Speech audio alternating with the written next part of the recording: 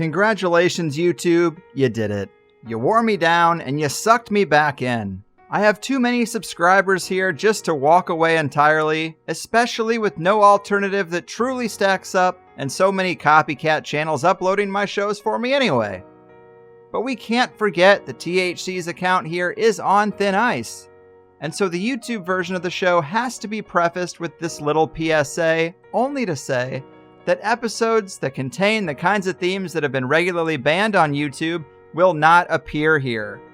And even with that precaution, there's already enough in the archive to get us removed, so remember that the higher side chats could be banned or put in timeout again at any time. And I won't be able to tell you guys about it. So if you feel like it's been too long since you've heard from me here on this digital, dystopian, draconian, data mining monster of a police state seeking platform, your first step should be to check the highersidechats.com for the latest shows. All right. Enjoy. Brace yourself, because you're about to dive into another free first-hour episode of the Higher Side Chats, and we just want to let you know that whether you're looking for a companion through your paranoid insomnia, entertaining yourself through one of life's mundane activities, or trying to ward off the internal screams of all those sad, smothered souls around the office, THC is here. And you should know that every episode of the Higher Side Chats has an entire second hour for Plus members. Sign up at thehighersidechats.com and you'll get years of Plus show archives, lifetime forum access, a special invite to Greg Carlwood's monthly joint sessions, MP3s of THC music, bonus episodes, tour videos, and 10% off t-shirts, grinders, and whatever else ends up in the Higher Side store. It's $8 a month that you won't miss, so become a Plus member and treat yourself in these troubled times. Always action-packed and commercial-free, which means you'll unfortunately never hear my voice again.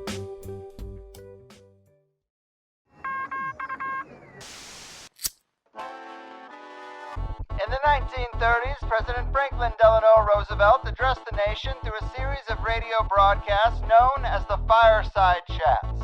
His aim was to reassure the common man that our society would recover from its troubled times. Well, we're far from 1930, and I deal with a different kind of fire. For a new era of worldly frustration, we offer a fresh conversation.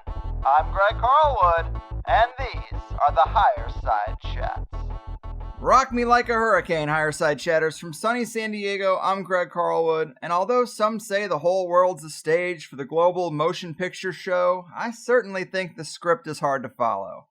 It seems like conspiratorial chaos out there with too many threads to fully follow and an overabundance of shady scriptwriters trying to shove their stories down the throats of a people who've had just about enough. But the Shyamalan twist to this whole thing might be that once every streetlight is recording our movements, our digital dollars are turned on and off in accordance with our don't rock the boat behavior, and we've been pushed to the vaccine-resisting margins of society, face masks might actually be an identity-protecting tool for the last rebels left standing. It's a weird world out there, people, and today we're looking at the rites, rituals, and reality hijacks of the world's shadowy showrunners with the one and only Susquehanna sage, Michael Wann, and at least recording today's rabbit hole tumble on the 19th anniversary of the biggest scripted mass ritual of our lifetimes, the events of September 11th, 2001. This is Mike's fourth time on THC, and in podcasts prior, he's broken down the Susquehanna River Goddess worship rituals, the esoteric life and death of Kobe Bryant, and just how much of our reality seems to be a carefully crafted magical management of cycles, prophecies, and programs. I'm sure today will be just as eye-opening, so let's get into it. The planetary plot revealer, cosmic script seer, and elite agenda analyzer, Mike, my man, welcome back to the Higher Side. Greg, thank you for having me again. And it is always as a guest, you're excited to hear how you're going to do an introduction because you got a real knack at doing that well. So that was fantastic. I'm humbled and honored, and I'm super excited for this conversation. Two things I want to point out. First one is the last conversation we did the Kobe one. That came out right at the end of February, and it was right before this narrative has been really introduced down our throats. And my sense is, there's a timing thing which we're playing with, and we're going to get to this in the end of our conversation today. But, I think we all know this, the next quote unquote shoe is going to drop. The next chapter is going to be opened up, or the next section. So our timing is perfect. And then secondly, to do this on this auspicious date, September 11th, and on the 19th anniversary. We talked about 19 a lot in the previous time we spoke. And there's, the whole sort of like COVID 1984 sort of thing playing in. So again, our timing, how it just naturally unfolds, I think is worthy to like pay homage to, but then also recognize that we're not just looking at like a story which we are not participating in. Like, we're participating in the story as well. And I find that to be very empowering, particularly when we're going to go through the stuff we're going to go through today. And it seems like so much is convoluted and controlled from the shadows.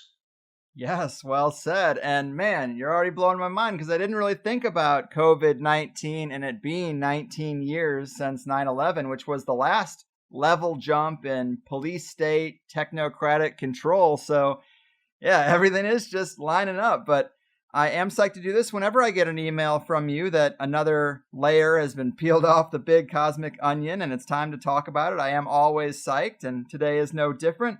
And like many of these synchro-mystic breakdowns, they tend to be an examination of cycles, pop culture, political events, and a level of detail that always has me wondering if the real architects are even on the earthly plane or just how much control a capstone cabal can even have.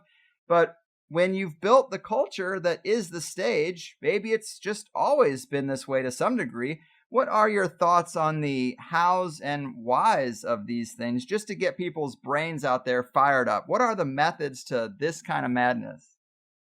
Well, first of all, I mean, let's look at it this way, or at least this is how I look at it. You walk outside at night and you look up in the sky and it's dark out there. And you know what? You ask the question, where am I? What is this? And there is no definitive answer. Whatever your unique understanding of reality, if you want to take like a mainstream science approach or a mainstream religion approach, or you want to go and say we're products of the Anunnaki, whatever it may be, at the end of the day, nothing is known for certain. And what I'm trying to get at with this is the fundamental question of human experience / existence is a mystery. We just don't know. We've got a billion stories. Maybe some of them are accurate, some of them are not, but we do not know. And so if you're going to be honest with yourself, and if you're going to be honest with trying to have some understanding of the human experience, because there are a lot of folks that doesn't intrigue them. They're like, I'm just going about my day-to-day business. And, that's fine as well. But when you begin to actually go and try to understand the nature of reality, you have to realize the beginning is on, we don't know. But what we can do is we can see layers and layers that are being built within this structure, which we're uncertain what that structure is.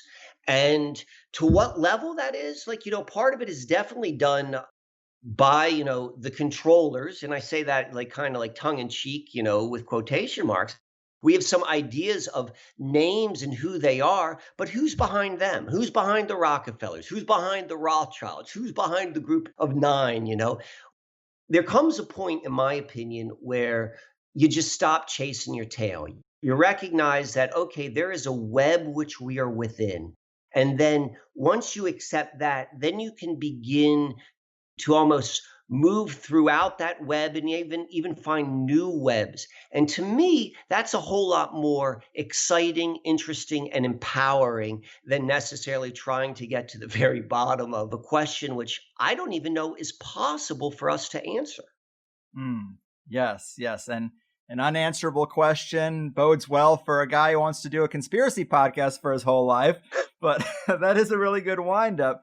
And as you said to me, the goal today is to, quote, explain how this worldwide narrative is a Tavistock, CIA, Rockefeller, deep psychodrama following the narrative of a typical James Bond, Austin Powers movie. Bill Gates is, quote, cast as the Dr. Evil mad scientist with a world domination plan, which is why he's always laughing in his interviews. What I just said may sound fantastical or metaphorical, but I will demonstrate that this is the actual plan. We have been collectively prepped over 50 plus years for this narrative. We are experiencing an operation that uses deep psychological warfare, hypnosis, art of war strategy, and popular culture to willfully transition a dreaming worldwide population into a Saturnian expression of the age of Aquarius, while still keeping control of the wheel. And well, I'm in, man. That sounds pretty provocative. Where do we start this story? All right. So that's it. So I want to go back on the first line which I wrote to you, and that's where we're going to begin.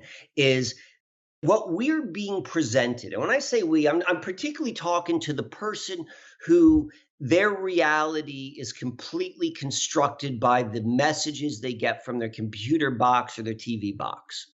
And that person is being given a James Bond plot.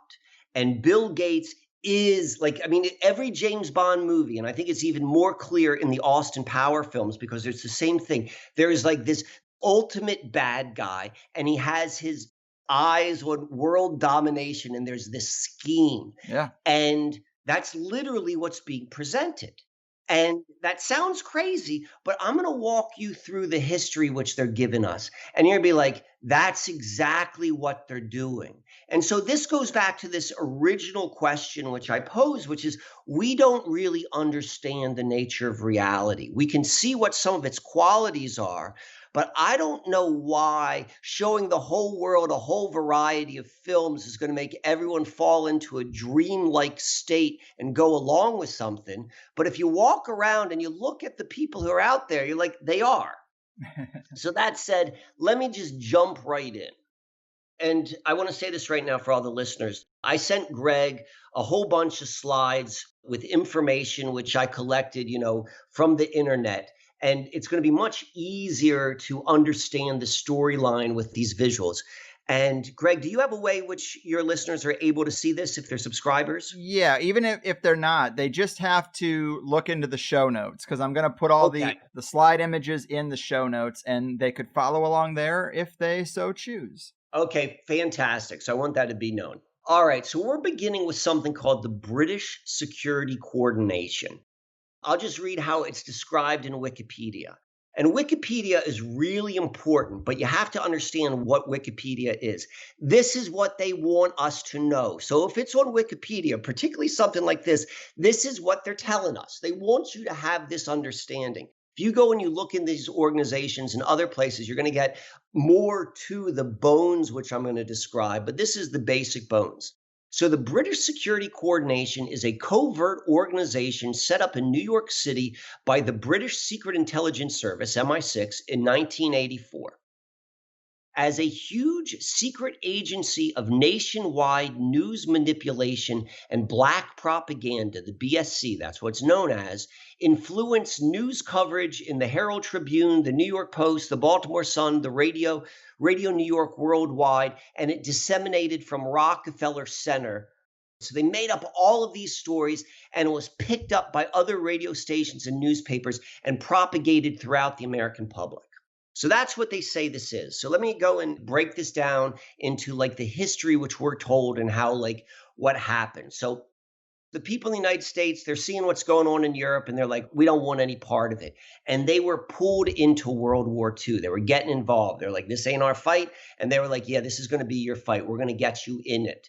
And this is the organization that did that. And they did that. And the same thing which is going on today, the fake news. They started putting out stories. They started getting people emotionally involved. So the first thing which we want to understand about the British Security Coordination is that they were a propaganda organization. It says they did black propaganda and white propaganda, which means covert and overt, in-your-face stories, but then also more subtle stories.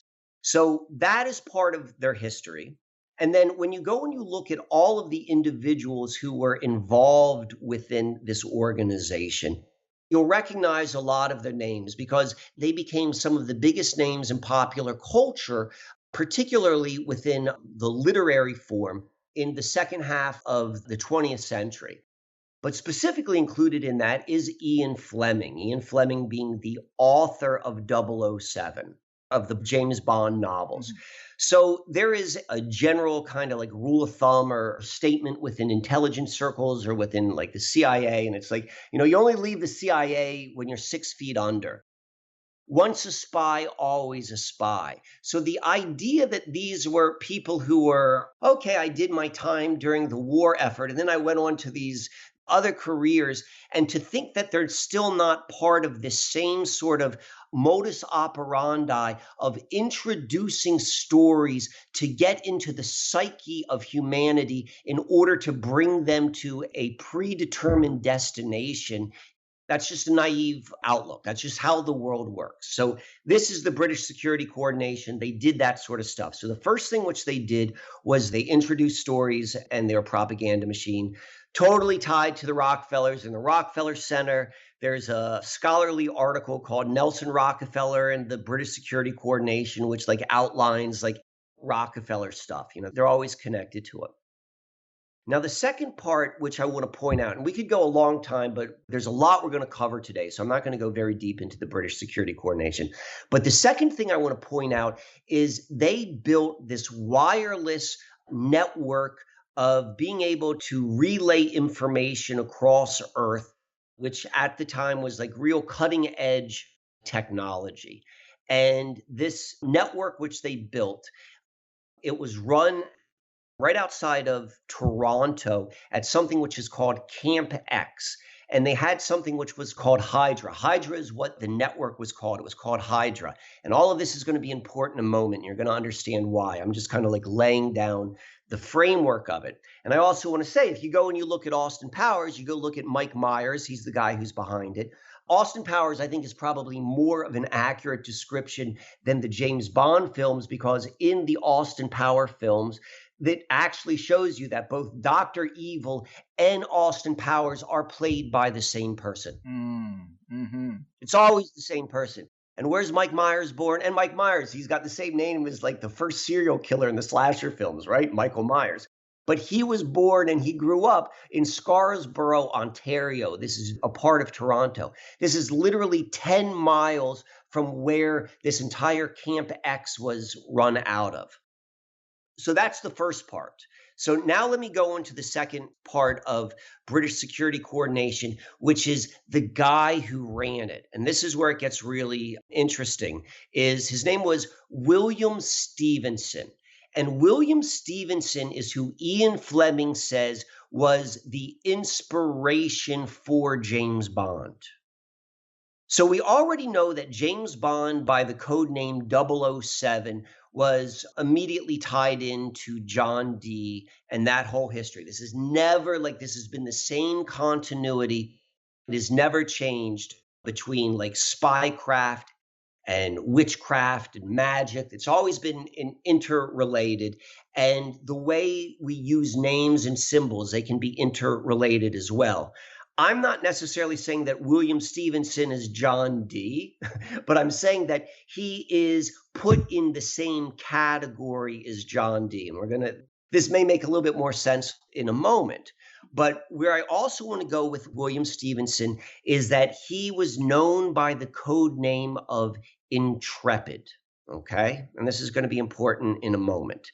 But I want to read this quote from George Tenet, who was the director of the CIA during 2001, 19 years ago. This is a quote from George Tenet about Stevenson. So to give you an idea of the significance of this BSC, this British Security Coordination operation, how important it was to the CIA. So this is the quote.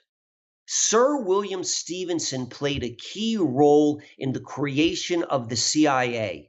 He realized early on that America needed a strong intelligence organization and lobbied contacts close to President Roosevelt to appoint a U.S. coordinator to oversee FBI and military intelligence. He urged that the job be given to William Wild Bill Donovan. He was Donovan's handler. That's Mike's commentary, who had recently toured British defenses and gained the confidence of Prime Minister Winston Churchill, and Donovan was a Rockefeller asset from the beginning. Although Roosevelt didn't establish exactly what Sir William had in mind, the organization created represented a revolutionary step in the history of American intelligence. Donovan's OSS was the first central U.S. intelligence service. The OSS worked closely with and learned from Sir William and other Canadian and British officials during the war. A little later, these OSS officers formed the core of the CIA. Intrepid may not have technically been the father of the CIA, but he is certainly in our lineage someplace. Let's not mince words. This guy is behind the CIA. This is where the CIA came from. And when you do your research into where BSC came from, it's all from Tavistock folks, or what Tavistock was originally called Wellington House. I believe that's what it was. This is all where it came from. So this is the main guy. This is the guy who got it started. This is the guy who James Bond is based upon.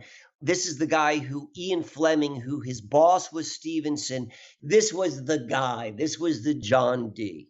Okay. I almost wonder, like Bond, like B-O-N-D. I don't know what that means, but there's got some play on words with John D on that. So now we're going to get weird. Are you ready to get weird? Always. Okay. So with all of that being laid down, we're going to go look at William Stevenson's picture on Wikipedia, right? This guy is of great significance. There's a huge monument to him, which is right by Mike Myers. Like, that's what I'm talking about. This Camp X thing is all about William Stevenson. They've got a monument there to him. It's right by Mike Myers, who's Austin Powers and all this sort of stuff.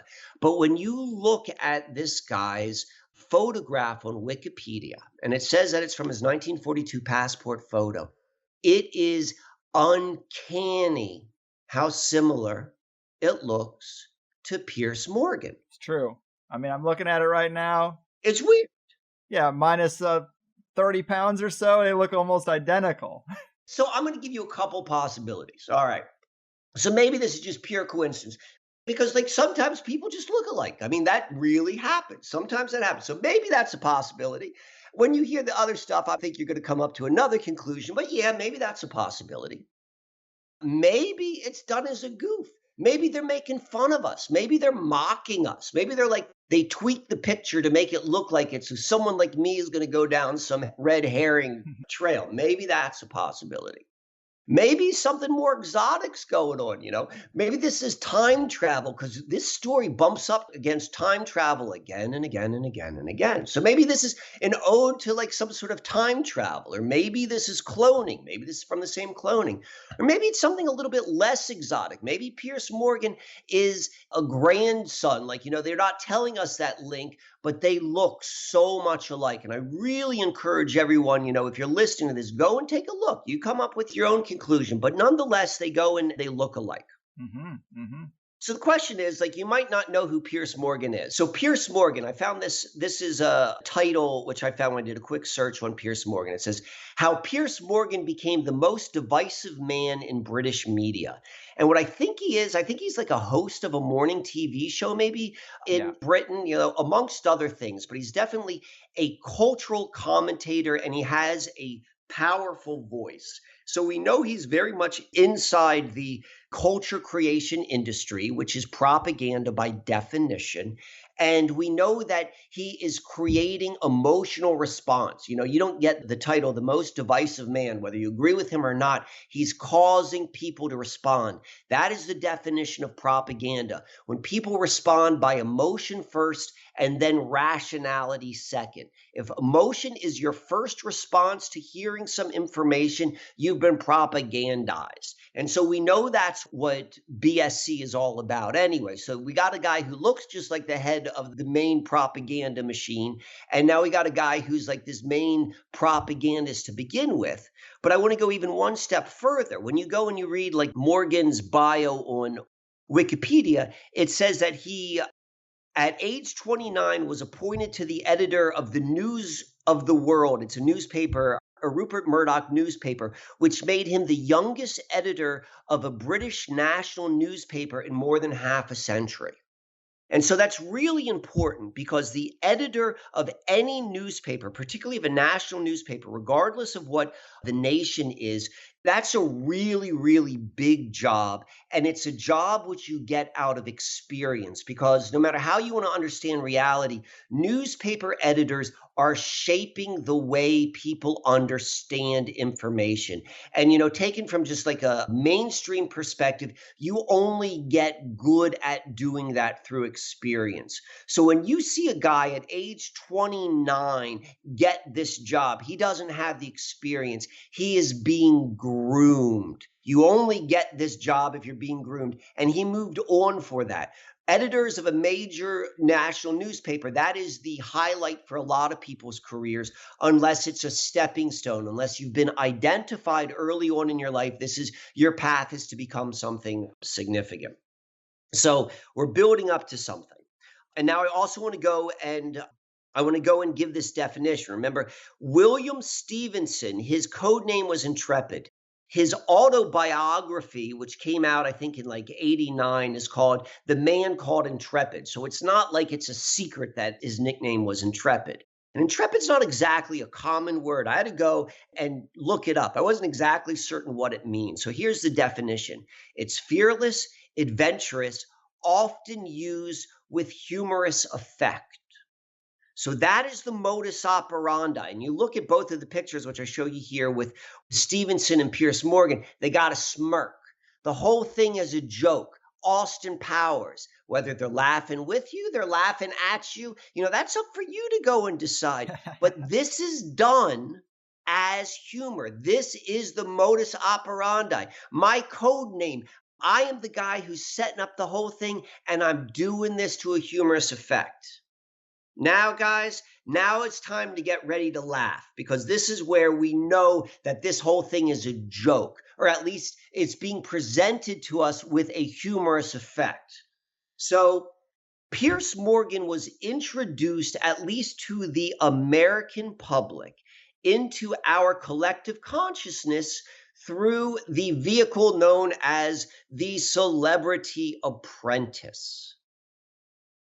And in, I believe it was episode 7 of the Apprentice reality TV show to begin with. It was the first time they did a Celebrity Apprentice episode. And you have to realize all of this reality show, particularly the early stuff, is the biggest mind manipulation there is. And that's how ridiculous the NLP is. It's like reality just by putting the name in there. But so we're going to go and break this down. So Piers Morgan wins this show. And when you go and you look at this on Wikipedia, when they got like the charts of all the past winners and all of this. And so if you win the Celebrity Apprentice, you give all your money to your favorite charity. And so what's the name of Piers Morgan's charity? It's called the Intrepid Fallen Heroes Fund. Oh, wow, here's a guy who looks just like Stevenson, whose name was Intrepid, and he's in the same career. And then, oh, yeah, he's introduced to all of us, and he uses a charity called Intrepid. Intrepid is not a common word. So here's the second part. What was the name? If you remember how like the Apprentice works, like they're two teams and they compete against each other. So what was the name of his team? Hydra. What was the name of the BSC wireless network? Hydra.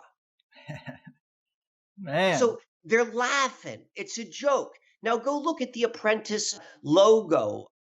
It is a silhouette of a guy running with a briefcase. Now go juxtapose that against the James Bond opening sequence. It's always part of the James Bond hypnosis. That's the beginning of every movie. How they open it up is how they get you in the right mindset. And the more established a particular beginning is the stronger the mental hypnosis. And that's a silhouette which is very, very similar to The Apprentice. Correct? Correct. You're seeing it right there. And I'll just go one last thing, just to show you the level of which this is all convoluted. So if you go and you look at the history of how they built the Hydra, the BSC acquired the radio transmitter from a Columbia radio station in Philadelphia. WCAU was the call letters. And they used that to then build this top cutting edge technology sort of thing. So, part of the Celebrity Apprentice, when Donald Trump as a character was introduced, really sold into the collective consciousness as an executive, the music which they tied it to, the opening theme, was the OJ's song For the Love of Money. You know, the money, money, money, money, money. I'm not going to sing it just because, I should, but I'm not going to embarrass myself. So that station, WCAU TV, they were playing that OJ song that was in their promotions at the exact same time that The Apprentice was like a contemporary TV show. Like, it's all connected. It's wink, wink, nod, nod. There is a humorous effect. So when I say that we are in a James Bond, like it was written this way. You think like Ian Fleming just came up with this idea to like come up with this James Bond story about these masterminds. He just did that. No, this all is part of like the first time I was on here and I broke down the Susquehanna mystery. It's the same individuals. It's the same storyline as we're going to see towards the end of this. It's all connected. So this is part of understanding the dream which is being told before us, which is being used to hypnotize the masses. Right. We're being incepted by culture creators from connected intelligence assets. And I think that start was just a great little loop of that connection. They look the same. Hydra, Intrepid. It's just too weird. All right. So then let's go to the modern time. So you and I, the last time we talked, it was the end of February. I just checked. Last time I used Skype, that's what we're talking on right now. I could see that you and I spoke on the 22nd. I believe it was the 28th was when our episode was released. And then March hits and the whole world goes crazy. And so shortly after March, what happened was some people began to realize that, hey, there's something funny going on because we're getting all of these dancing doctors. And if I remember back to this Olympic ceremony from back in 2012, they had dancing doctors. And now that I'm looking at all of like the special effects which they did, now that I went and looked at the special effects which they did in hindsight, it looks exactly like what they're showing us this corona, this sun virus looks like. And what's that all about? Like, that was introduced and discovered by some good detectives like back in probably the April timeframe when that came about, right? Mm-hmm. You remember all that. So we know that this is a long-term story. So we're going to go and we're going to follow those clues. And if you go back and you look at the Olympic opening games, the very beginning of it, the opening ceremony is the most important collective mass ritual there is because more eyeballs see that than anything else. It's the Olympics, so it touches all countries or a lot of countries, and it goes beyond sports. So it's not just limited to like people who like sports. And it's the very beginning, like the closing ceremonies, everyone's just done with the Olympics. But the beginning, they're excited for it. And so the Olympic opening ceremony begins with, we see Daniel Craig and Queen Elizabeth II. They're walking out. It's like this thing which they filmed. We see James Bond and Queen Elizabeth kicking off the entire event, which is very similar to the relationship between John Dee and Queen Elizabeth I. We got Queen Elizabeth II right now, and this is a James Bond with her is a mirroring of the John Dee, Queen Elizabeth I relationship, which started the entire British Empire, which started the last 400 years, which is bringing us to this moment, okay? So they're telling us from the beginning, like, yeah, this is all part of the master play, all right? Mm-hmm. So now we want to go one step deeper. So, time matters, but what matters more so is timing. Like when two things happen relative to each other in time and space. So the opening ceremony hits July 27th, 2012. All right. And so 1 week before that, a movie is released. And remember, so we know now from the vantage point of hindsight, we know that there is a correlation between this opening ceremonies and this particular time, July 2012, and our current time, our current March 2020. And we're going to see it's going to get stronger and stronger, this correlation. But we know this because of the dancing doctors and the COVID. We're beginning to at least get a clue, and we're getting a stronger correlation with James Bond and the Queen Elizabeth kickoff.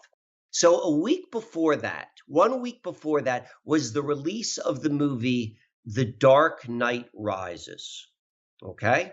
Remember the Batman film.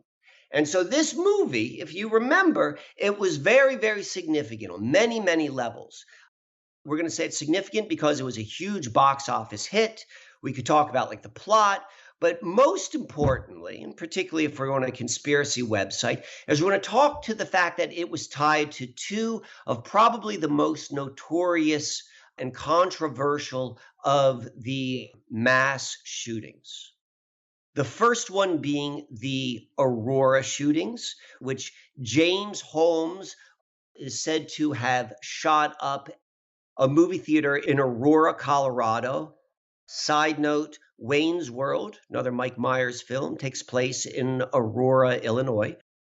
And also James Holmes, if you recall what he was studying some very interesting things which deal with time-space travel on the PhD level, which to me ties into a lot of this kind of like psychodrama which we're seeing involved with this narrative, which you and I are talking about. But that is tied to it. But we also have tied to it the Sandy Hook shootings, as within the movie, there was a scene where the villain, Bane, points out his map of his strike zone, and Sandy Hook is identified on that. Like, this was very much part of the conspiracy narrative at this time. And if you recall, the Sandy Hook shooting occurred, the Sandy Hook elementary events took place on December 14th, 2012, just 1 week before the big event, the summer solstice 2012. So all of that is tied in. But we're going to focus in on something else. We're going to focus in on the wordplay with this, because part of the intrepid and part of the humorous effect is double entendre. And Dark Knight Rises is a wordplay to the Dark Night of the Soul. And the Dark Night of the Soul, in my opinion, is a very good explanation of what we're seeing everyone being brought through right about now. So the Dark Night of the Soul is, here's a definition I found on the internet. There can be no rebirth without a dark night of the soul, a total annihilation of all that you believed in and thought that you were. So from a higher spiritual perspective, the dark night of the soul is where everything collapses down so you can see all of the illusion in your life, and so that you can find who you truly are. But the dark night of the soul is also a recognition of the destruction of everything of what you thought of your life. And that is very much tied into this narrative. And we're also seeing it because it's tied into these events, the Sandy Hook event and the Aurora shooting, that there's definitely, regardless of how you want to think of what happened on these days, there is a nefarious, or at least a seemingly a nefarious element which is being tied to it. So we can see, we're beginning to understand what this London Games, what this time period is about. And that's going to offer much more clarity to what we're going through right now, because they're giving us these clues because they want us to go and see their handiwork. That's what this is all about. So we got that, but that's just one piece of the puzzle, because we're going to go one step deeper with this. The Dark Knight Rises had their European premiere in Leicester Square in London, England. This was on July 18th is when this occurred, so a week before the opening games. And so from a mainstream reality perspective, if you're a city that hosts an Olympic event, like that's like the greatest thing, at least economically. You spend at least 6 years getting your city ready for this event because there's going to be such a huge influx into it. And part of what happened within London was the rebuilding of this, I think it's pronounced Leicester Square. And the fact that The Dark Knight Rises has their European premiere 1 week before, you could see how it's all dovetailing in. And from this level of city politics and mainstream economics, the person who is most important, who plays the biggest part in this city sort of game, is the mayor of the city. So we want to go and look at who was the mayor of London during London's starring role on the world's grand stage. And who was the mayor but Boris Johnson, the current prime minister of London. Mm-hmm. So now we've got this sort of connection. And Boris Johnson comes with all sorts of interesting baggage, particularly when he was first elected a year ago, because of all of these strange similarities with Donald Trump. Who Piers Morgan was supposedly the apprentice, who I'm going to say is really the handler because everything is upside down. But we got that going on. Now we got Boris Johnson, who was tied as the mayor right there. I found this article from back in 2012 where it says, Boris Johnson, the London mayor, was the biggest winner of the Olympics. This guy went from the mayor to the prime minister. So he became prime minister last July, and it was very controversial. I don't follow British politics that closely, but I do remember this making its way to the American news sphere. And his first speech as a prime minister got everyone all up in arms because he appears to be quoting Bane, the bad guy from the villain from The Dark Knight Rises. So now we have another connection back to The Dark Knight. And if you recall from that movie, what is Bane's most distinguished characteristic? But this character wears a mask, okay? Yes. Not only that, but there is a scene, because I watched this recently with my wife, where somebody says to him, so what would happen if I ripped that mask off your face or ripped that mask off your mouth? And he goes, well, I would probably die. And then he goes on with something else, and it's like, well, a lot of people feel that way about their masks currently, too. This is the dream world. This is the James Bond, Dr. Evil, Bill Gates. I mean, we don't have the time to go into it, but when you go down, you tried to get James Corbett when you had him on a couple months ago. It was a beautiful interview about let's get into the weirdness about the fact that Frederick Gates is the mastermind behind the Rockefeller Foundation back in the 1800s, and Bill Gates, there's supposedly no family lineage, but there's a connection there. And it goes into the dream sphere, into the weird sphere, whatever it is. And this is also playing into that. And we also need to point this out. Boris Johnson also then becomes the first major world leader to test positive to the coronavirus. And this happened March 26, 2020. And We're going to go and see that this date, March 26, from the Ides of March to the end of March, some very, very important things happened.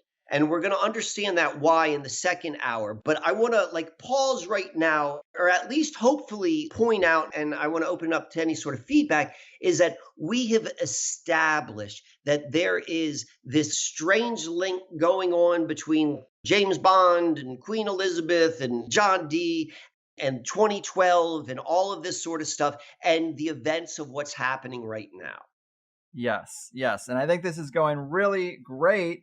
And if people out there put any stock in the idea that these highly esoteric award show ceremonies and halftime shows have a purpose, then the 2012 Olympic Games ceremony is going to be like the apex, as you said. And they have to rewatch the opening and closing ceremonies of the Olympic Games in 2012 because they are insanely prophetic. And I know part of this material is to say that Stephen Hawking made a statement about how 2012 was a misread on the Mayan calendar and the real end date is 12/21/2020. Well, I also wanted to point out that Ross Ben, who's been here a lot and does work similar to you, largely centered in Philadelphia as well, in our last interview, he said that the end of the cycle in the Ethiopian calendar is also 2020. So there is a real sort of rhyme to these years, 2012 and 2020.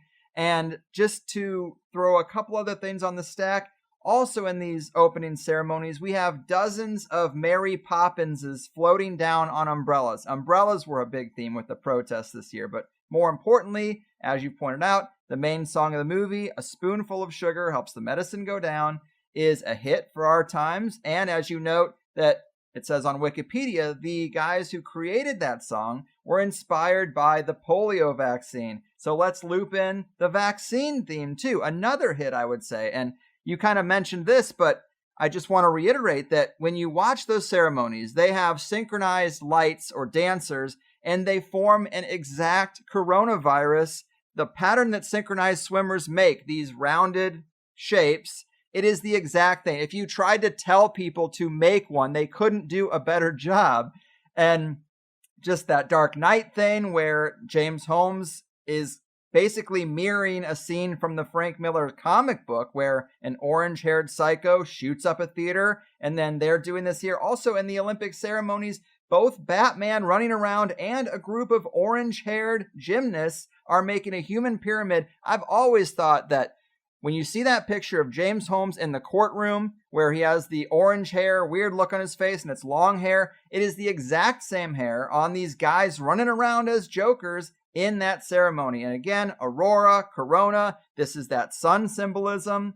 It's nuts, man. And the Boris Johnson thing, I mean, Jesus, he is the mayor of London in 2012 and the prime minister in 2020. Quoting Bain, guy wears a mask, first dude to get coronavirus as a major politician. Like, these threads are not thin, they're deep.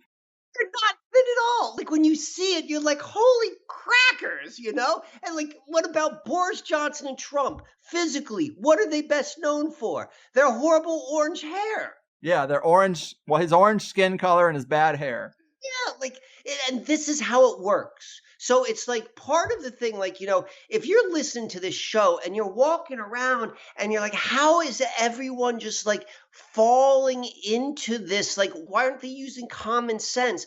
It's like there is an understanding. This is when we get into the Tavistock, and this is where we get into the magic and we get into the mystery of like how and why this all works.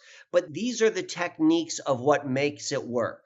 And so this is a good segue because the question is like, well, why? Well, why are they doing this? Like, what is the purpose? Why are they doing that? Okay. Mm-hmm. Can we take this step? We can. So we're going to go back to the work of a researcher by the name of Rick Clay, who is said to have committed suicide in 2008. And he was a young guy. And I can remember listening to him back on Red Ice Radio. I remember listening to him on Red Ice Radio. So this had to have been probably 2007. I went deeper down, more detail than I can on this show on some of my own videos on this. And someone did a comment, which I thought was interesting, about Rick Clay and Eric Dubé and how they're the same person. I was like, wow.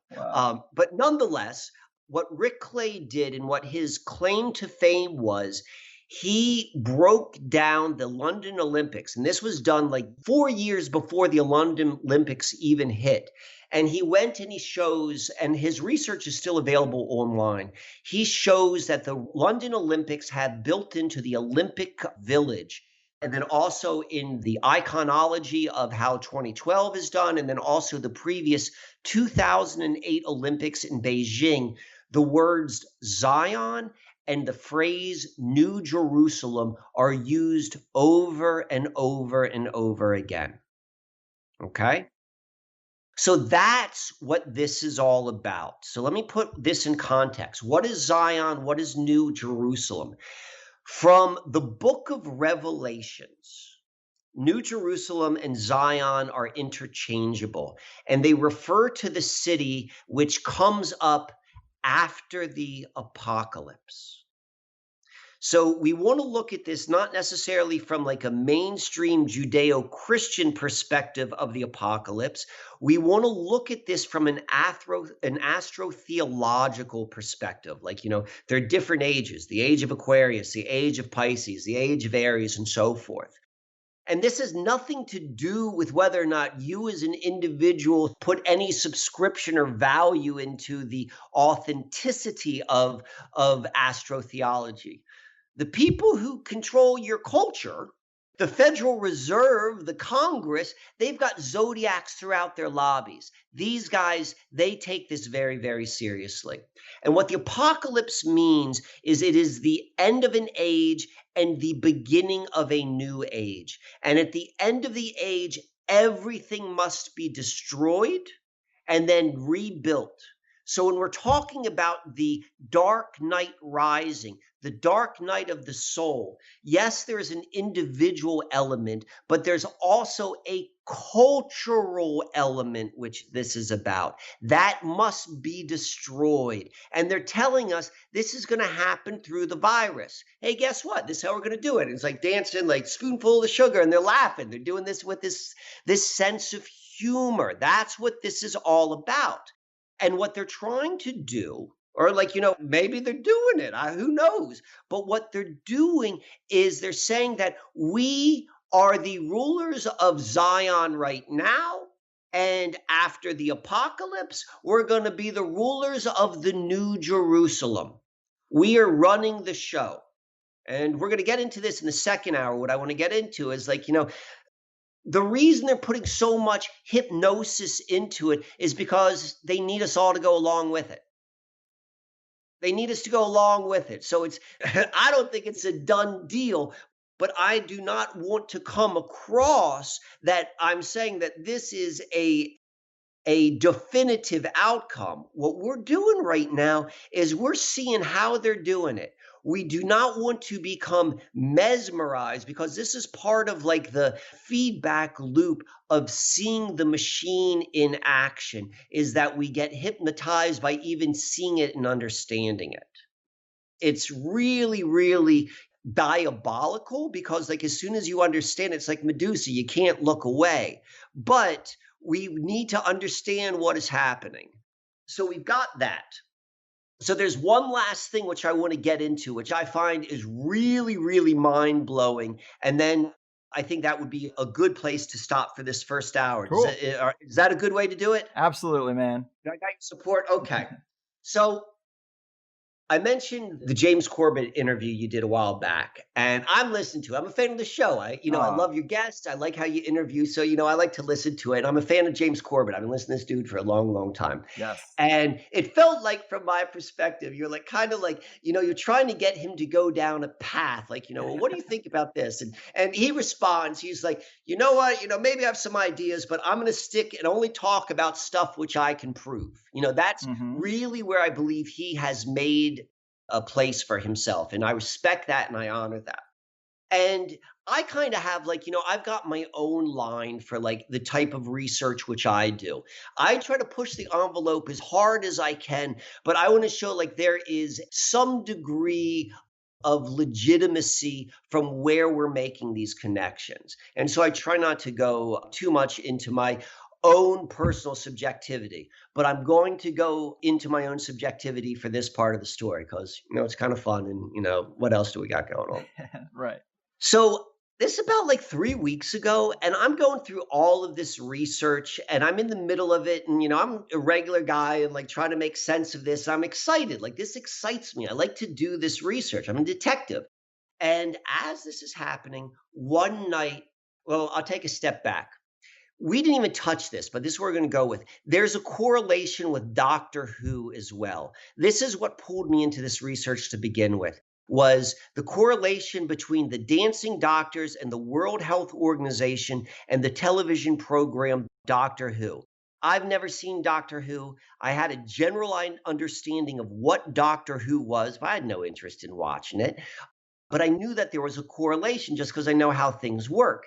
And when I started doing some research on the British Security Coordination, I see that just as Ian Fleming was a byproduct of the British Security Coordination, so was this guy, Eric Maschwitz, I believe his name is. Yes. And this is the gentleman who is responsible for Doctor Who.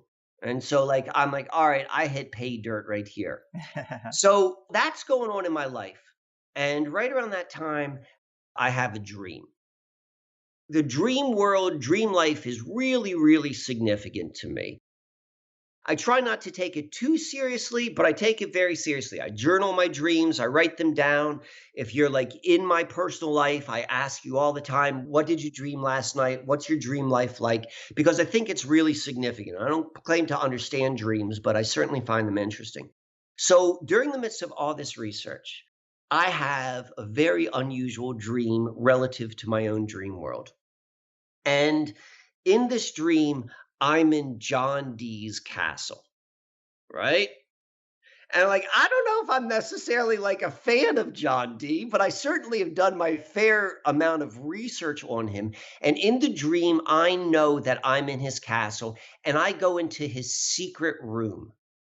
And this was such a vivid dream. And the secret room, it wasn't particularly big, but it was round. It was all stone. It was circular. And I'm in the secret room and I have in my hand like a scroll, like a little piece of rolled up paper, but it's the size of my hand. It wasn't like a huge scroll. And I'm looking at it and it has all sorts of symbols. And I say a word in the dream. And the word I say in the dream is rose. And as soon as I say that word in the dream, there's another room which the secret room is off of, and it was lit by candles. All the candles like went out instantaneously, and I'm in the darkness. And suddenly, like I kind of freak out in my dream, and I wake up, and I find myself in a bed, and I'm in this point, and I love this. I really like this feeling. I don't know if anyone else likes this, but I'm awake. I know I'm me, but I have no friggin' idea who I am or where I am. And I know like in about a minute I'm going to come to, but there's like this short amount of time where you're like really confused. And I remember thinking this, like it was so clear to me, like, okay, I just had this crazy dream. I'm in bed. It was just a dream. And like, what was all this? And like, eventually, like the nature of reality comes back and I realize where I am and all of that sort of stuff. And so I'm like, okay, Rose. And I'm like, I'm thinking about the dream and the symbology and all that sort of stuff. And I'm doing all this research on what we're talking about right now. And I'm like, and I'm reading all about Doctor Who, and I'm reading about like the Rockefeller connection to like the World Health Organization and all this sort of stuff. And I'm like, all right, I got to go and find something about Doctor Who. And where all this is going is I see there's hundreds. Doctor Who began in the 60s and it ran until the mid 90s, and then they stopped. And then they started up again in 2005. And apparently Doctor Who's a real big deal if you like watch BBC and if you're part of like the British culture. And so the first episode back, the first episode, once they reintroduced it, was called Rose. And I'm like, all right, that's the episode I got to watch. And that's the only reason, like it made sense on a couple levels, but this is why I go and watch this Doctor Who episode. So just to reiterate, I know to watch Doctor Who because I see the correlation with the Who doctors, Rockefellers, it connects to Stevenson, all the stuff lines up. Quick side note before I get into what this episode tells us. Doctor Who, it begins one day after the assassination. The first Doctor Who episode ever was broadcasted one day after the assassination of JFK. I did a search, like I did Doctor Who and Jimmy Savile. I'm like, I know this MFer had been on that show. Like, sure enough, he's on the show, and he's on season 11, episode 9. Take that for whatever you want. And it's an episode about a kid, you know, go right ahead and read into that one. So that'll tell you like what we're working with.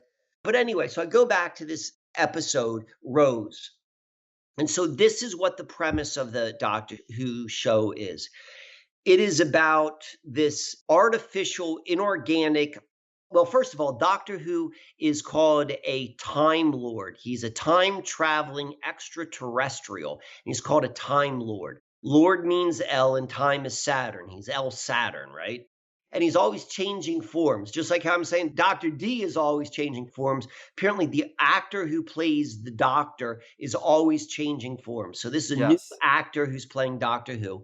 And what the premise is, this off-world hive mind mentality is able to control any mannequin, anything that's made of plastic on Earth, and it's able to control them all through the London Eye. And the London Eye, for people who don't know what that is that enormous Ferris wheel in London. So I'm like, all right, so you're already telling me this is Rose, and I've got all of these things to go and look for in Doctor Who. And now you're telling me about this like kind of like Internet of Things kind of implication of being able to control stuff from like a central location of inorganic matter. And like it hits all of this other stuff. So I'm like, let me go and look a little bit deeper into 2012 and the London Eye, because I'm already looking into the London Games and the London Eye. And keep in mind, this episode came out 7 years prior to the London Olympics. So this is what was happening with the London Eye during the midst of all of this stuff. Okay? So Twitter, good old Twitter, did this thing with a group of like creatives, a bunch of like MIT graduates who tie in technology with like some sort of creative ad agency. And they created this algorithm where they would capture every tweet that had a hashtag of like London Olympics. And they would assign through this algorithm a score to it based upon the emotionality of the tweet, like from ecstatic to despair. I'm so go, we won the gold. Oh, I can't believe it. And then they tied it to a color. Okay. And then what they did was they took all of this information and they took the 24 hours amount of data and they consolidated it down into 24 minutes. So you've got a 1 minute to 1 hour ratio. And then they created a light show on this spinning eye. And so now what we have is a tying together of emotionality, technology, and color on the spinning eye, which at the very least, and I'm going to get down to at the very most in a moment, but at the very least is a symbol of a connection with like all the like AI throughout the world. Like if you want to understand what everyone is feeling and to be able to control the population, they just created that bridge. Mm-hmm. And they're telling you they did it. It's wild. It's wild. So now let's go one level deeper and then we'll stop for this time, because this is what I'm like, all right, so let me go look into this wheel, because everything happens by resonance. Just like there's a resonance from 24 hours, like where 1 hour equals 1 minute, there's a resonance when things have a ratio. So I go and you look at the size of the London Eye, and its circumference is 1,392 feet. So I'm like, all right, well, what's that going to be in harmony with? So I go and I look at the circumference of the moon. I'm like, I don't know how they figure out what the circumference of the moon is, but like, they'll tell you what it is, and I'm going to trust them. But like, this is the information they give us. So you go and you look, and they tell you like in miles. There's 6,786 miles is the circumference of the moon. And then you do a little bit of minor operation and you convert like miles into feet. So you have the same sort of, you're doing a feet to feet comparison. And then you divide the amount of feet of the circumference of the moon by the amount of feet of the circumference of the Ferris wheel. And this will tell us how they relate. Like every two things relate, the degree or the quality of how they relate will tell you something. But this is what I was curious. So I plug that into the computer and it spits out. So for every 1 foot on this Ferris wheel is 25,740 feet of the moon. So why is that important? Because that is exactly what we are told makes up the axial precession. What is the axial precession? What they tell us, the Earth has a wobble, and because of this wobble, it changes the orientation of what we call stars in the sky in a very slow amount. And it is this change in the sky is what gives us what is known as the different ages, the age of Aquarius, the age of Pisces, all of this stuff. So axial precession is directly tied to this concept of the different ages, the precession of the equinoxes. That's what it's called. And so what we know, and you can take this any way you want, we now have this spinning eye, which we know from Doctor Who, they're telling us is connected to like relaying something to all of the artificial intelligence or the inorganic beings throughout Earth, which is in correlation to the moon, which, David Icke tells us is connected directly to Saturn. And, we've got like the Time Lord, which is L Saturn anyway. Right. And we can see that they're connected on this precession of the equinox is tied directly to the end of the age of Aquarius. Right. And this is all lining up. And then to take it one step further, the London Eye celebrates its 20th anniversary in March of 2020. And Doctor Who had a global rewatching of the 15th anniversary of the Rose episode in March of 2020. On the same week that BJ, because there's always going to be a sexual element in it as well, gets the COVID virus. Yeah. This is how they create the glue to hypnotize the population. Right. You got to kind of reintroduce it to drive it home.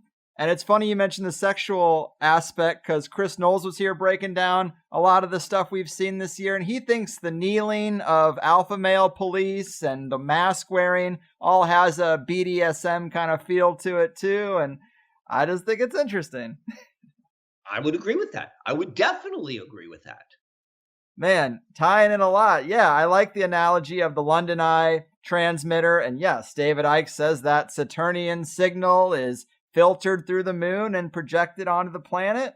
And it's very weird stuff. But yes, I think that all these connections you're making, in isolation, you might be able to say, well, that's a stretch. But they're all connected by at least 2 or 3 or 4 layers. And that's where it gets like really interesting. Like, how does that happen on accident? I don't think it does. If it was just random, it would be one thing, but it ties into a specific understanding of reality of controlling the masses based upon the precession of the equinox. Yes. And as we're going to talk about in the second hour, we're going to see how this all lines up, what's happening on the winter solstice, December 21st, 2020. And then all of this, like, okay, you can at least see the continuity of the story. It doesn't necessarily mean it's a fundamental truth. It is true to a level, but it is not a fundamental truth. Yes. Right on.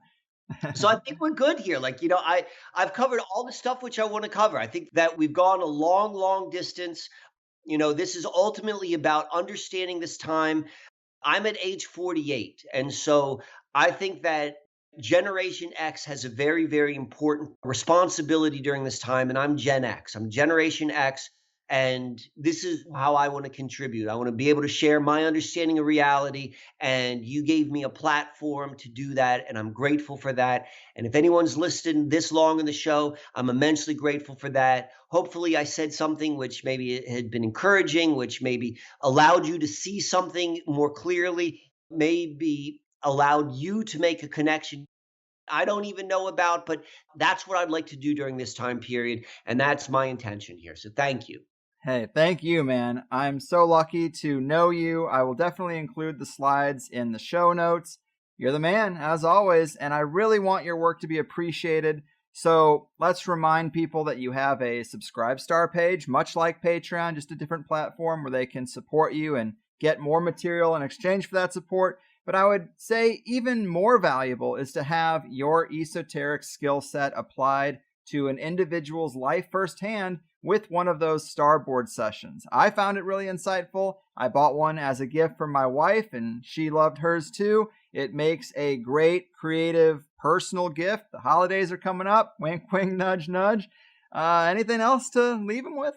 Yeah, I'll go down a list, and I appreciate that. So my personal opinion, financial system's got to go. In the new world, it's going to be gone. But as long as I got a foot in this world, because I would give all this stuff away for free. I would give it away for free in a heartbeat. But as long as I still have to do some stuff, yeah, I do need some of the money. So I appreciate any support. So let me go down list. So YouTube, Susquehanna Alchemy. Like I put out a video maybe like once a week. There's tons of good analysis, particularly if you like this sort of stuff. In this past year, going through all of the Bill Gates stuff, I recommend going to YouTube to look at that, and then all the Susquehanna mystery stuff. That's all free. You could go to my website, Susquehanna Alchemy. There are a couple things which you can get there. We didn't really get into the significance of understanding the landscape and how you connect to the land, but I have a book there which goes into a specific location on the Susquehanna River, which is the epicenter, at least of the Susquehanna mystery. If you live on the East Coast of the United States, like this is a easy day car trip to go to these places. You could order the book there. But the majority of the books I sell are from all over the country, all over the planet. And the book not only is a support for me, but it puts you in an energetic harmony with the world's oldest river. If you've got a computer, you're already being sucked into it no matter what. If you use electricity, you're getting sucked into it because that's where it began. The service you were talking about, Greg, the Starboard, I stopped doing those. I do one a month. They became too intense. And so I stopped doing that and I started doing something else. So not quite as amazing as what you got. So it'll make you appreciate what you and your wife received a little bit more. But I do something called biomancy. And this is like a 1 hour telephone call. And biomancy is a play on the word necromancy. Necromancy is like communicating with the dead. And that's not necessarily bad. Like communicating with ancestors is communicating with the dead, but biomancy is communicating with life. And so what you do is you order one, you get like a intake form. I ask all these different questions, like, about times in your life you feel strong, times you feel weak, tell me about this, tell me about that. And you give me your astrology. And then I go and I study the two and compare. And then we sit and we talk and I start pointing out trends in your life. You never know where you're going to go, but this level of connectivity and analysis that I think I've demonstrated today, I bring this to individual people. And so I've got an initial session that's $129. Then after that, people tend to want to go and continue these sort of conversations. And I've got like a lower price one for that because we've already like met each other. So you can do those sort of things. The Subscribe Star, that's Susquehanna Alchemy. I'm grateful for my Subscribe Star members there, but I really hate that. I don't like upkeeping with any of that sort of thing. If you could do that, that's great. You're not going to get anything out of it. I love the money, but I want to be honest, I try to set it up in a way like you get all these freebies, but I couldn't keep up with it. It's a lot of work. Yeah, it's a lot of work. Some people do it. One more thing. So Emily Moyer, she and we've been doing this thing. We call it Project Kids, and you go to her YouTube. We started this thing called Summer Camp, and we call it Project Kids because we both were in government summer camp projects when we were kids, and we're both highly suspect of these experiences. And we get together once a month and we open it up to other people. And we're beginning to kind of in a very grassroots way, play with synchronicity. And so if anyone finds that interesting, go to her YouTube. She's managing all of that, and, see if you want to get involved with that. Instagram, Susquehanna Alchemy. But the last thing I want to say, as I indicated, I want to move off this and I want to really put my money where my mouth is. And I want to return back to doing stuff in person. And I want to start teaching in person. And so this is only for someone who's legit. If you're someone who can organize something, and if you live probably in the eastern half of the United States, definitely in the mid-Atlantic, reach out to me, find me on my website. And I'd be interested in setting up where I come out and you set it up, but I'll do either a weekend workshop or maybe an evening teaching. There's a lot of things which I want to go and cover, but really to help people to be able to see how deep this web is so that it becomes easier to walk away from it and to really start to reconnect. And so if anyone's interested in that, reach out to me. And we'll see if we can make something like that happen. Awesome, man. Yes, I absolutely respect that decision to try to walk away from the digital. It is sad for me to hear, But, maybe I'll make an exception once in a while and dip back in for me. But I definitely understand the need to get more into meat space and get rid of the computers. When this COVID thing happened, the first real anxiety I felt was when I was like, oh man, they have figured out a way to put a computer between all human interaction, because human-to-human interaction is scary now. I could get you sick, so you might as well just talk to me on Zoom, even though you live a mile away. And that was a scary place to be, although I think people are coming away from that. It's obviously still the name of the game, so I understand the desire to strengthen the physical and let the digital wither away. My guess is 144,000 people are going to get off of it. I played one of them. I hope to see your face too, my friend. Yeah, I'm going to try. Yeah. Again, it's like this is a slow move. Like I'm moving off slowly, but then also as soon as that line in the sand is drawn, like I know what side I'm going to stay on. Mm-hmm. Well, I respect it, man, and I am honored and humbled to have you share your work here. Thanks for all you do, and take care of you and yours. All right. Thank you. Sweet baby Jesus, Higher Side Chatters. Can you believe it? Michael Wann bringing the heat as always. He has such an eye for the synchronistic stuff, such a knack for seeing the strands of the web we're all entangled in. And I hope it translates clearly to an audio-only show, or that you followed along with the slides, because it does help to keep some of this stuff straight. I've always liked that phrase that history doesn't repeat, but it rhymes. And I think that applies, especially when you're being played like a piano by the higher realms or the higher levels of the power pyramid. Maybe both. And one of the big takeaways to me is just how much synergy there is between the years 2012 and 2020. From that Stephen Hawking comment, he was used for a lot of perception management when it comes to the scientific stuff. The Ethiopian calendar sync that Ross Ben was talking about, the intense syncs with London and the 2012 Olympic ceremonies. Sit down and just watch it. Analyze it and tell me that's not some ritual. The Boris Johnson element, from Mayor of London to Prime Minister to quoting Bane, the mask-wearing villain with the weird breathing, and becoming the first major world leader with coronavirus. The weird conspiratorial event mirroring that Dark Knight trilogy has, or more so just parts 2 and 3 seem to be wrapped up in. It is a lot, but it really struck a chord with me. Very psyched to present this one to you guys. Amazing work on the part of Mr. Wann. And when we were talking about Boris Johnson quoting Bane, I had said to Mike on the side, man, it is driving me nuts, but I know there was some other little dust-up where Boris Johnson quoted something that also harkened back to a big conspiratorial event, and I couldn't remember what it was, and it finally clicked for me. It was a sync with the Harvest Festival shooting, and let me walk you through it. Boris Johnson was in Myanmar in January of 2017, and when he rings their sacred bell, he starts mumbling lines from Kipling's Road to Mandalay, and he's scolded for it. No big deal, but for some reason, The Guardian decides that this is news and puts out the video I'm about to play on September 30th, 2017. The Harvest Festival shooting happened from the Mandalay Bay Hotel on October 1st, 2017, the very next day.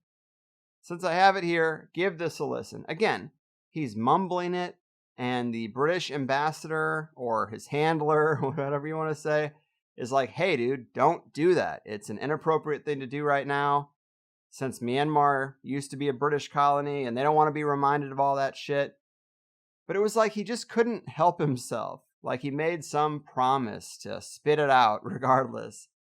Just weird, but here it is, a 1-minute clip. I'm just gonna play the whole thing. Boris Johnson is being chaperoned by the British ambassador. This is the biggest bell. Yeah, that's right. It's enormous. 42 tons. Yeah, this is the second largest rate in our country. What a feel the clapper on that one. That's all they need. More? Multiple barrels, they say. So we got one barrel. Come you back, you English soldier. Remember that too. The fragments are from the pro-colonial classic poem about Burma called Mandalay by Rudyard Kipling.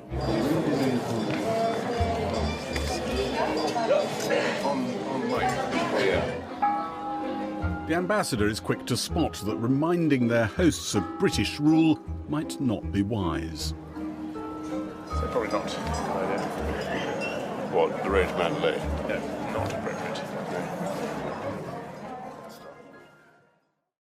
Man, see, and it's not weird in and of itself.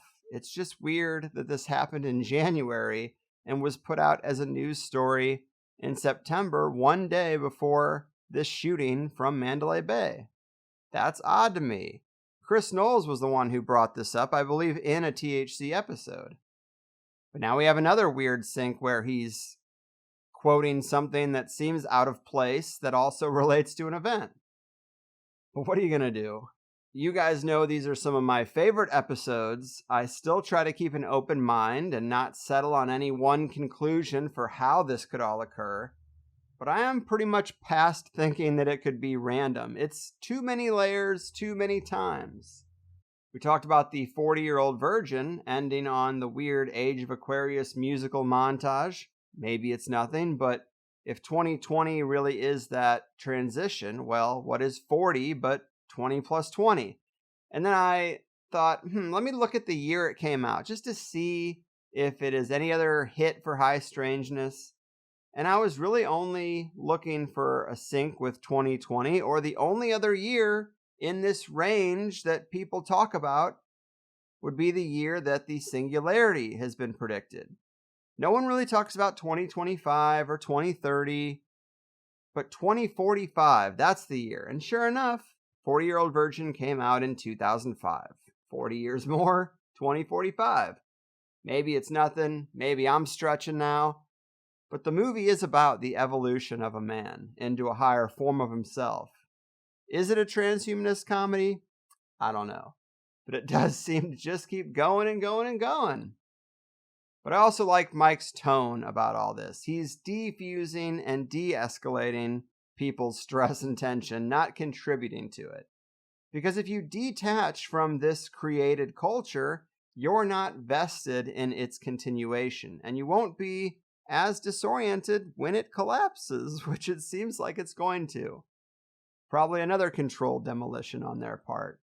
And it really has come full circle when we have Elon Musk demonstrating a brain chip on pigs in the New Atlantis to fulfill the vision of Sir Francis Bacon about the next stage of human evolution. Did we mention that Bill Gates has also been knighted by the Queen? Such a whirlwind of information I can't remember, but it was in the material, and I do think it's relevant. I'm also saddened to hear that Mike might be walking away from this kind of work. Detachment is a process, like we talked about, but this is what he's trying to do. And we're going to miss his expertise if he truly does move on. Again, his emphasis was really on moving away from the digital, and hopefully we can do some kind of events and meet space once again. But still, it doesn't seem like it's going to be like it has been. If you're a fan of his episodes, a fan of his work, it would be great to see him get a bump in personal readings or at least kind messages of thanks. Help me out there if you can. It's also crazy how much language is being thrown at us around the idea of a great reset. It's pretty much constant now. But anyway, that is the show. Mike put a lot of effort into how to present these threads. He put a lot of thought into where the cap for the first hour should go and where to start the second. And I'm just very thankful for that thoughtfulness. You guys know the drill. If you like my show, sign up for Plus. You get the first hour free and free of ads either way, but the full show is where it's at. So many good episodes lately. Phoenix Aurelius, Whitney Webb, Sally Fallon Morell. It's like they were all here twice and you only heard one of them. But you know how math works. In this one, we got into thinking outside the box and the graduation cap and how that's related. the Saturnian and Uranian expressions of the Aquarian age, what the differences are, and how to move into the Aquarian expression that we want. 3D, 4D, and 5D reality, why this might be Mike's last chunk of research, the electrical field and you, and the problem with legal cannabis. I think there's a good point to be made that they changed what cannabis is right at the time that they legalized it, but luckily, just like with food, you can seek out better sources and then you don't have to worry about that. Also, somewhere in there, I think I said glyphosate instead of glyphosate. Wouldn't be the first time, but that's involved too in the weed game.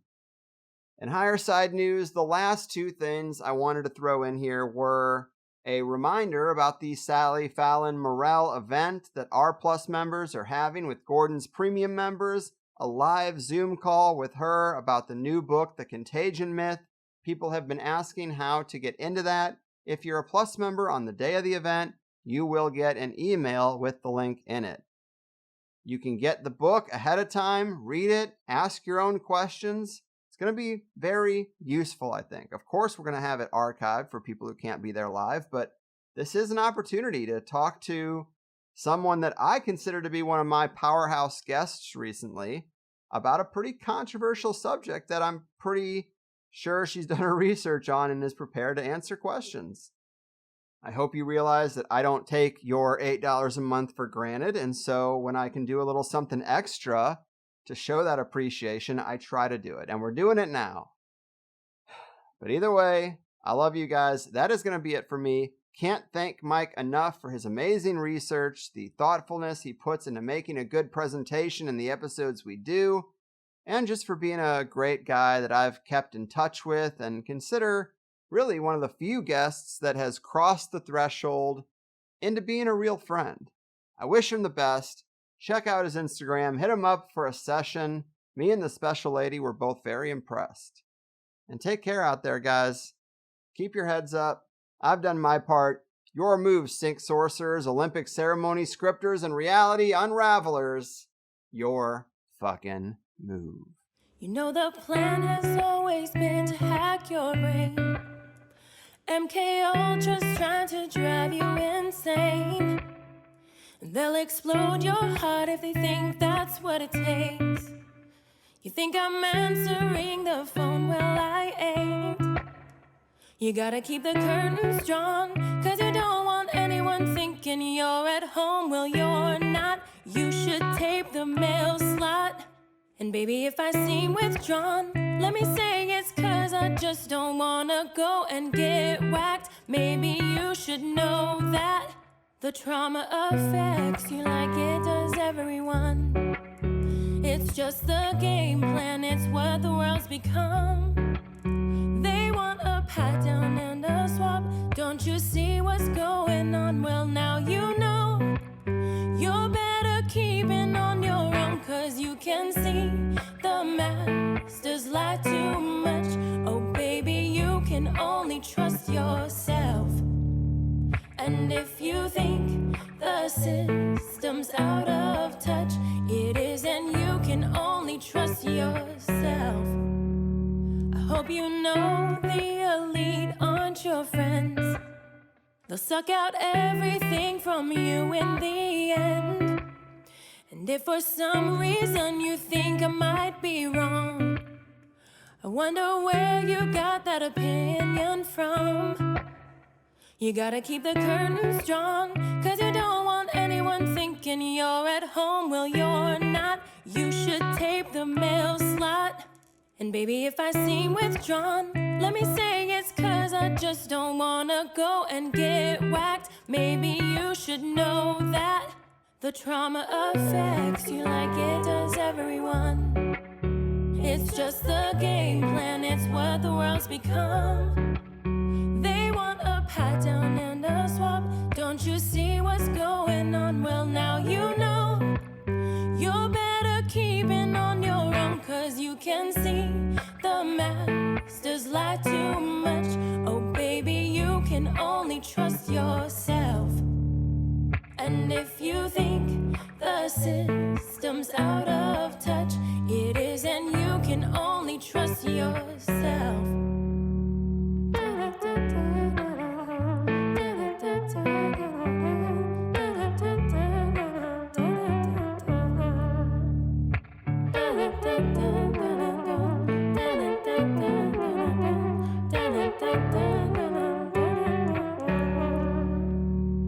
You might think that these problems are small, or maybe they aren't registering at all. Now they know you're naive and vulnerable. You won't believe all of the stunts that they'll pull, 'cause you can see the masters lie too much. Oh baby, you can only trust yourself. And if you think the system's out of touch, it is, and you can only trust yourself. 'Cause you can see the masters lie too much. Oh baby, you can only trust yourself. And if you think the system's out of touch, it is, and you can only trust yourself.